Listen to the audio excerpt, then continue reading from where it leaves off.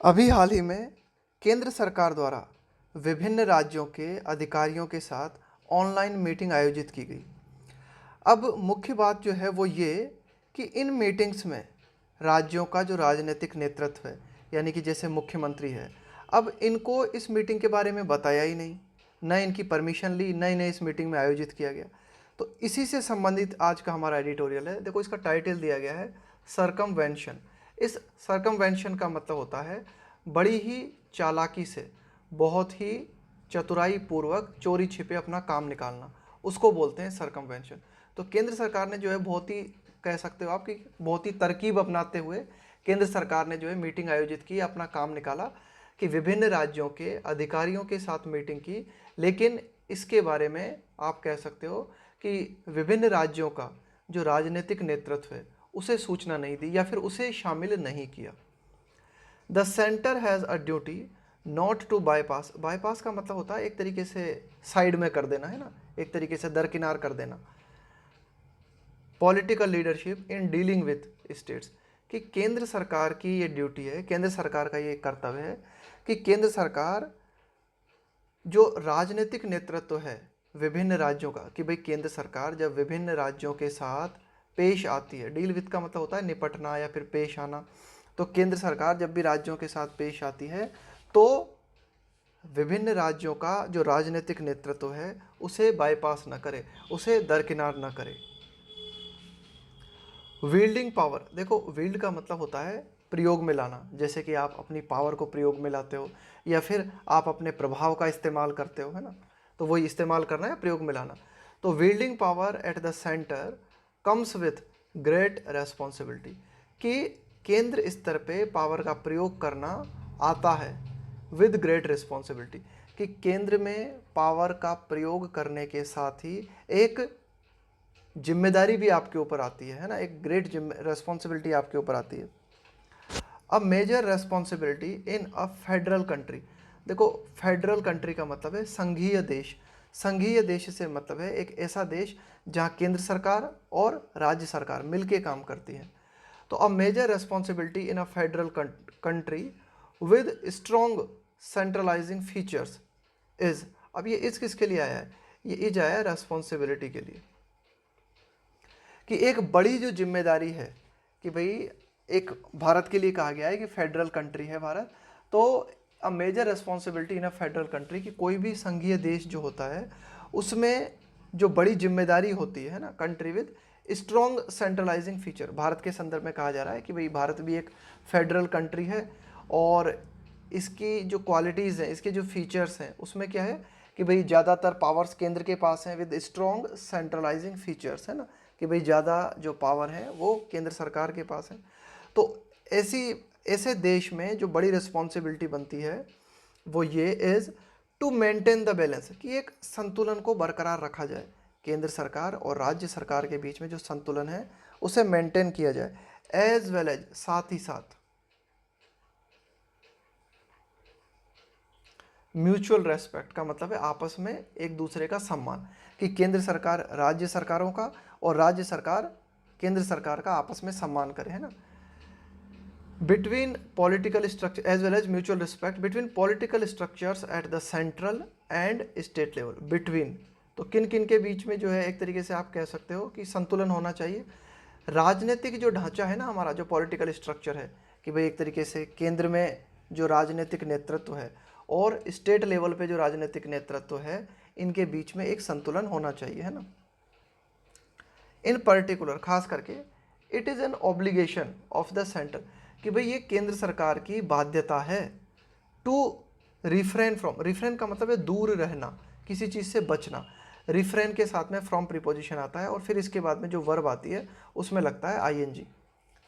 तो it is an obligation of the centre, कि भाई केंद्र सरकार जो है उसकी उसकी उसकी ये बाध्यता है कि वह बचे, किस चीज़ से बचे, दरकिनार करने से बचे, है ना, किसी को साइड में करने से बचे, from bypassing the elected leadership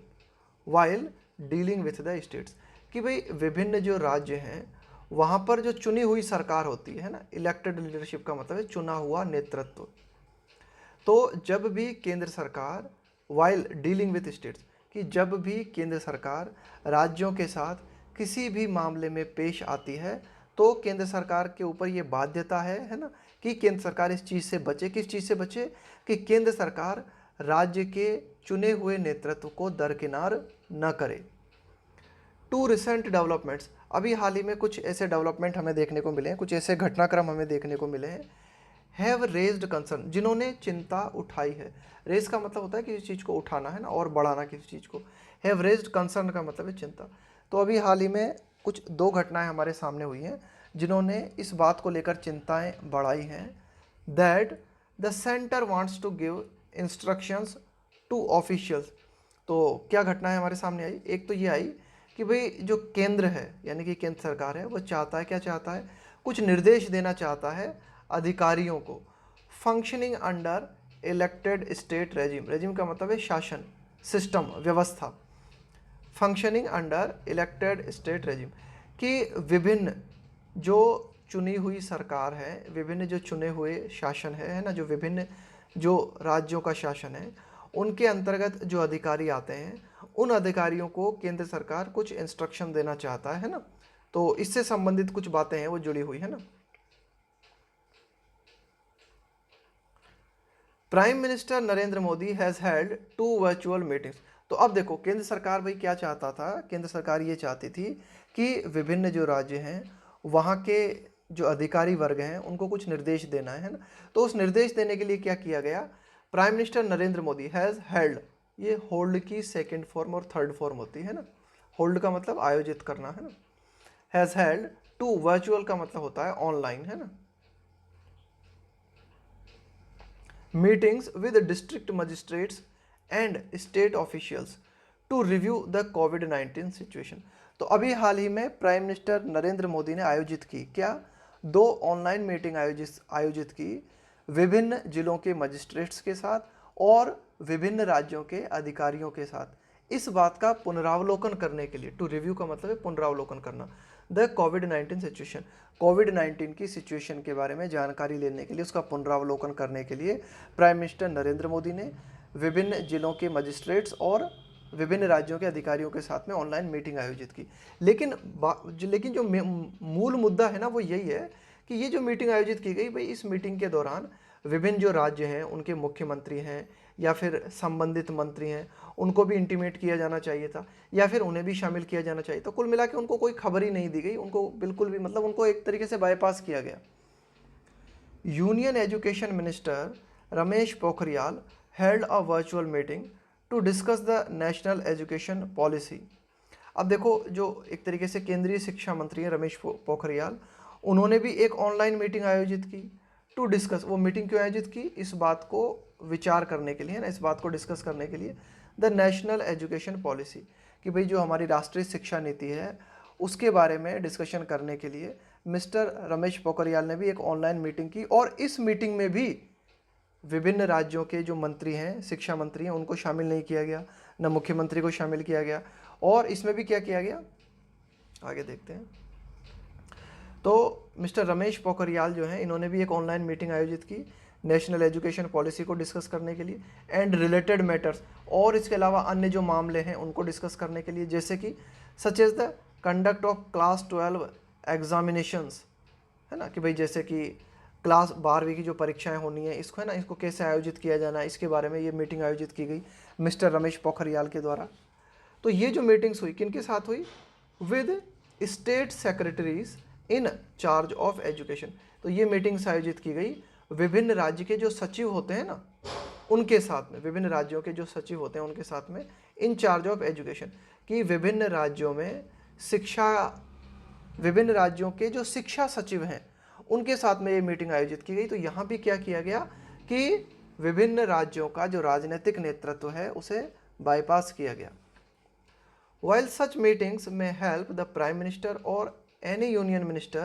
get some feedback from the field across India, editorial कहता है कि भाई ठीक है, जबकि एक और हम ये देखते हैं कि इस तरह की जो मीटिंग्स हैं शायद मदद कर सकती है प्राइम मिनिस्टर की या फिर किसी भी केंद्रीय मंत्री की ये प्राप्त करने में, कि भाई उन्हें प्राप्त हो सकता है, उन्हें मिल सकता है क्या, सम फीडबैक, है ना, कि भाई उन्हें कुछ एक तरीके से आप कह सकते हो कुछ फीडबैक मिल सकता है। कहाँ से, from the field across India, पूरे भारत भर से उन्हें जो है कुछ फीडबैक मिल सकता है कि भाई कोई भी यूनियन मिनिस्टर है या फिर प्राइम मिनिस्टर है, उन्होंने इस तरह की मीटिंग आयोजित की तो उन्हें शिक्षा के बारे में या कोविड-19 के बारे में जो है काफ़ी कुछ बातें जानने को मिल सकती हैं, उन्हें फीडबैक मिल सकता है ना। लेकिन एडिटोरियल आगे कहता है कि इट इज़ क्वाइट अनयूजुअल, यह काफ़ी असाधारण है फॉर लीडर्स, है ना, मतलब ये ठीक नहीं है, मतलब एक यूजुअल का मतलब होता है एक जनरल प्रैक्टिस, यह एक असामान्य बात है। It is quite unusual for leaders in the central political executive, executive का मतलब होता है कार्यकारी, है ना, कार्यकारी, है ना, कार्यपालिका जो होती है ना हमारी, उसको बोलते हैं एग्जीक्यूटिव। तो it is quite unusual for leaders in the central political executive to bypass their counterpart. Counterpart का मतलब होता है समकक्ष। समकक्ष का मतलब हुआ कि भाई जैसे भारत के प्राइम मिनिस्टर हैं नरेंद्र मोदी, पाकिस्तान में उनके समकक्ष कौन है, इमरान खान, है ना। तो समकक्ष का मतलब काउंटर पार्ट, आपका जो बराबर का व्यक्ति है दूसरी जगह पे, उसको बोलते हैं counter part in the states. तो यही एडिटोरियल कह रहा है कि भाई ठीक है, इसी मीटिंग के माध्यम से आपको कुछ बातें मिल सकती हैं जो ज़रूरी हैं, वो जानने को मिल सकती हैं, लेकिन फिर भी ये काफ़ी असामान्य है कि भाई जो लीडर्स केंद्रीय एक तरीके से कार्यपालिका में हैं, उन लीडर्स के लिए ये काफ़ी असामान्य है कि वे दरकिनार करें किनको, their counterparts in the states, कि भाई उन्हीं के समकक्ष जो राजनेता हैं राज्यों में, उनको दरकिनार करना केंद्र सरकार के लिए असामान्य है, मतलब ठीक नहीं है, ये एक जनरल बात नहीं है।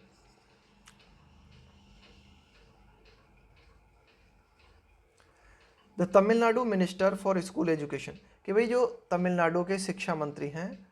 अंबिल महेश पोय्यामोजी, है ना, इनका नाम है ये अंबिल महेश पोय्यामोजी। तो इन्होंने क्या किया, टुक द राइट स्टैंड, इन्होंने बिल्कुल सही रवैया अपनाया, इन्होंने बिल्कुल सही पक्ष लिया, बाय नॉट डेप्यूटिंग, डेप्यूट का मतलब है एक तरीके से अपने प्रतिनिधि को भेजना, by not deputing any official to represent the state in mister Pokhriyal's virtual interaction.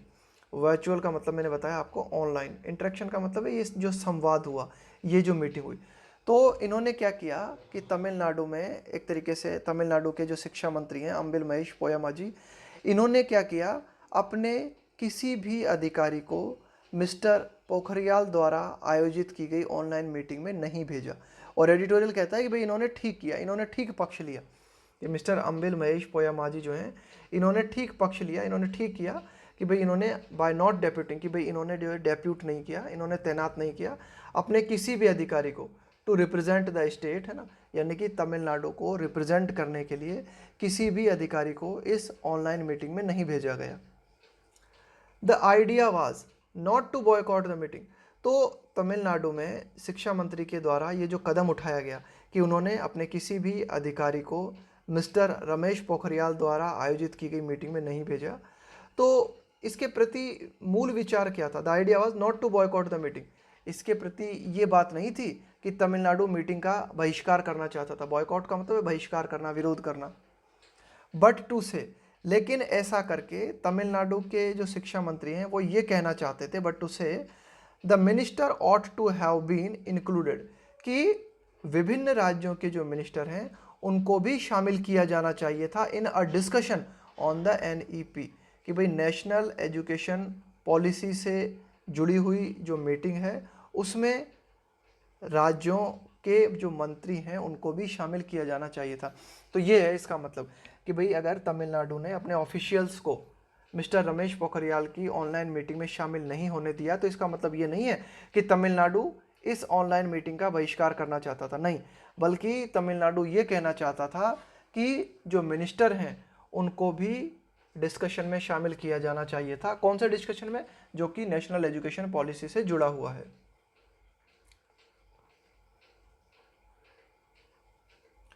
The prime minister addressing district magistrates, addressing का मतलब है यहाँ पे संबोधित करते हुए, the prime minister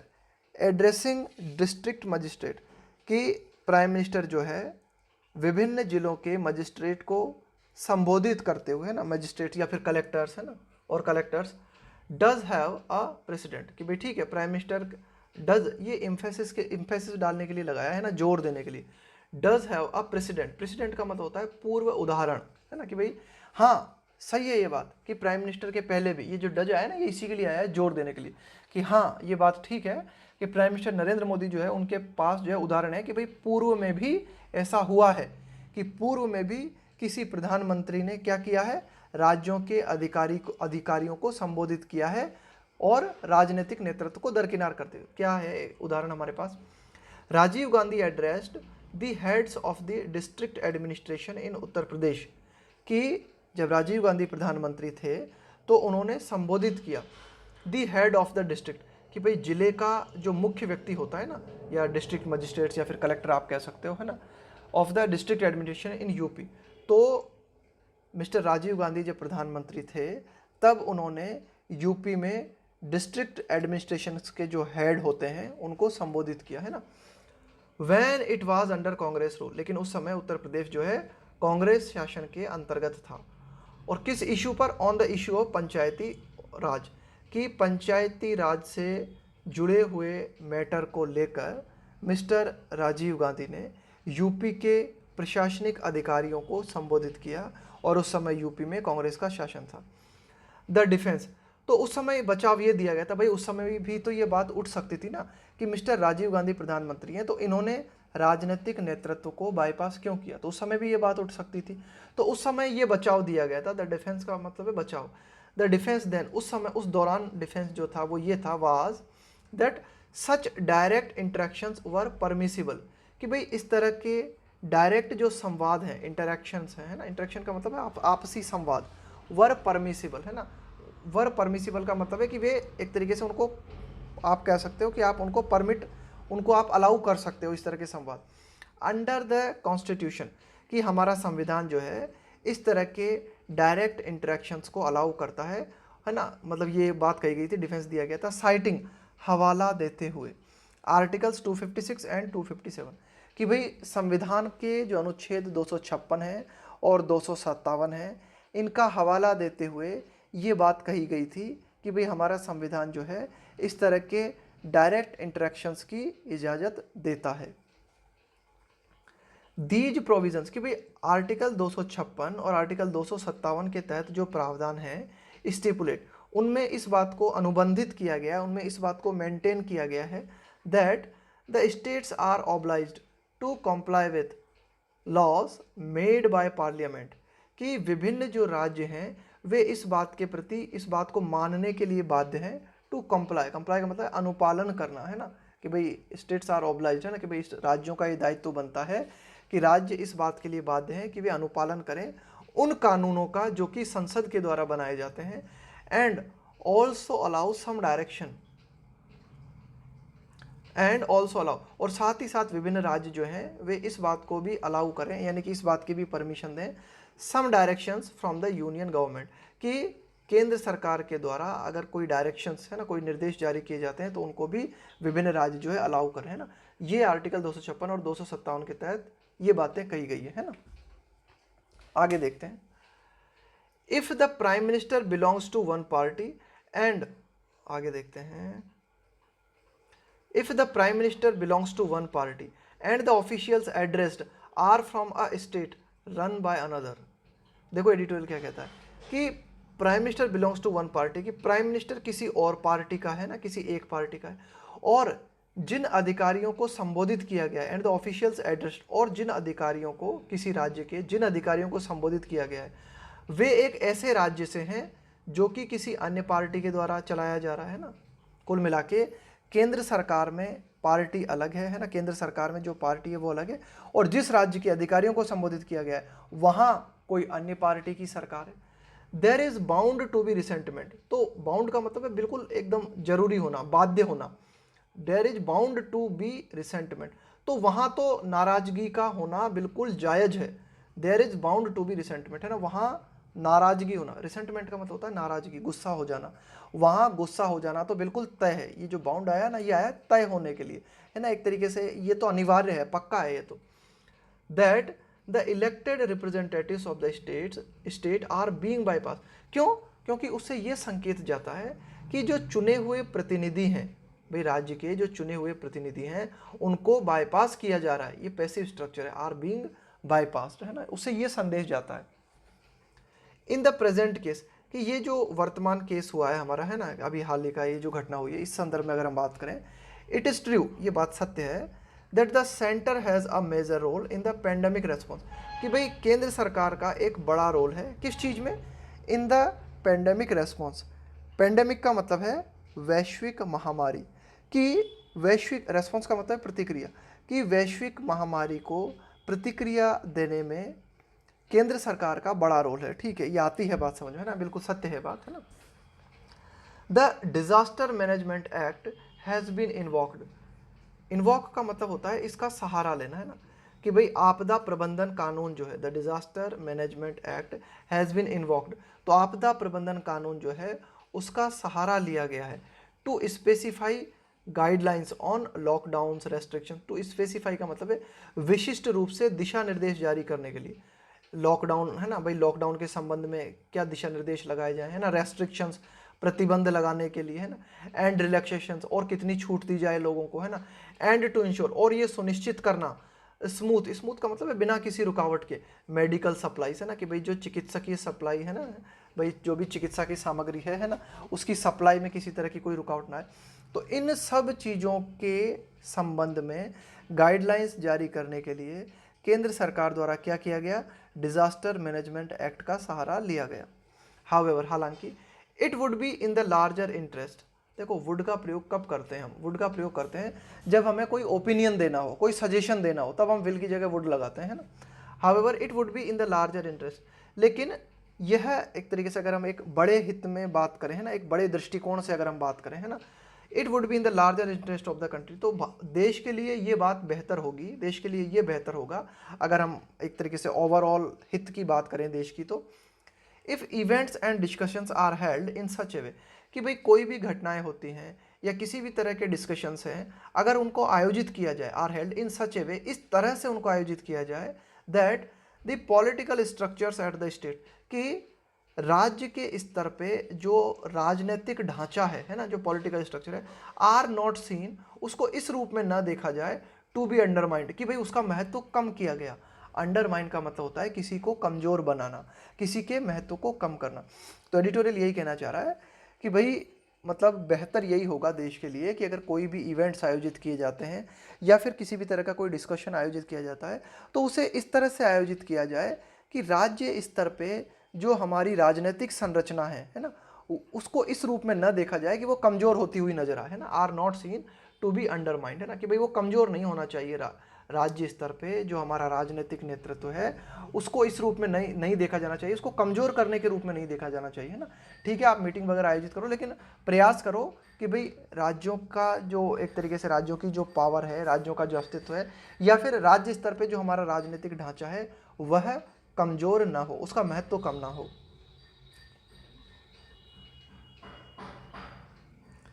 there ought to be no scope for complaints, there ought to be no scope for complaint. देखो ये ऑट और शुड है ना, इनका मतलब एक ही होता है ना, चाहिए के सेंस में दोनों को यूज करते हैं, लेकिन शुड की जगह ऑट का हम प्रयोग करते हैं जब एक तरीके से नैतिक दायित्वों से जुड़ी हुई बात हो, मॉरल रेस्पॉन्सिबिलिटी से अगर जुड़ी हुई कोई बात होती है ना, तो वहाँ पे हम ऑट लगाते हैं ना, नैतिक कर्तव्य, नैतिक दायित्व, नैतिक जिम्मेदारी। तो एडिटोरियल कहता है कि there ought to be no scope for complaints, कि किसी भी तरह की शिकायतों के लिए कोई जगह नहीं होनी चाहिए। यहाँ पे स्कोप का मतलब कोई जगह होना है ना, कोई संभावना होना, तो किसी भी तरह की कंप्लेंट के लिए कोई जगह नहीं होनी चाहिए, जैसे कि such as the one made by West Bengal chief minister, देखो ममता बनर्जी है ना। लेकिन वर्तमान संदर्भ में अगर हम बात करें तो अभी हाल ही में क्या किया गया है कि चीफ मिनिस्टर ममता बनर्जी जो हैं उनके द्वारा भी कंप्लेंट की गई है ना। तो इस तरह की जो कंप्लेंट आती है, इस तरह की कंप्लेंट के लिए कोई जगह नहीं होनी चाहिए। क्या कंप्लेंट की गई मिस ममता बनर्जी के द्वारा, that chief minister felt humiliated, कि भाई जो मुख्यमंत्री हैं मिस्टर ममता बनर्जी के द्वारा कंप्लेंट की गई, क्या कंप्लेंट की गई कि विभिन्न जो मुख्यमंत्री हैं राज्यों के, उन्होंने अपमानित महसूस किया। ह्यूमिलिएट का मतलब होता है किसी का अपमान करना, है ना। फेल्ट ह्यूमिलिएटेड का मतलब है कि भाई मुख्यमंत्री ने कहा,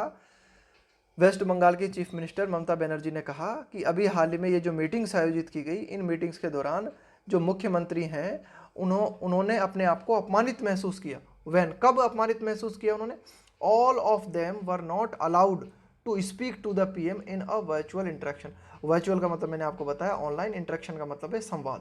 कि जब सारे की सारे, if when all of them, जब सारे की सारे मुख्यमंत्रियों को इस बात को अलाउ नहीं किया गया, उन्हें इस बात की परमिशन नहीं दी गई कि उन्हें मिस्टर पीएम के साथ ऑनलाइन जो मीटिंग हुई उस मीटिंग में बोलने दिया जाता।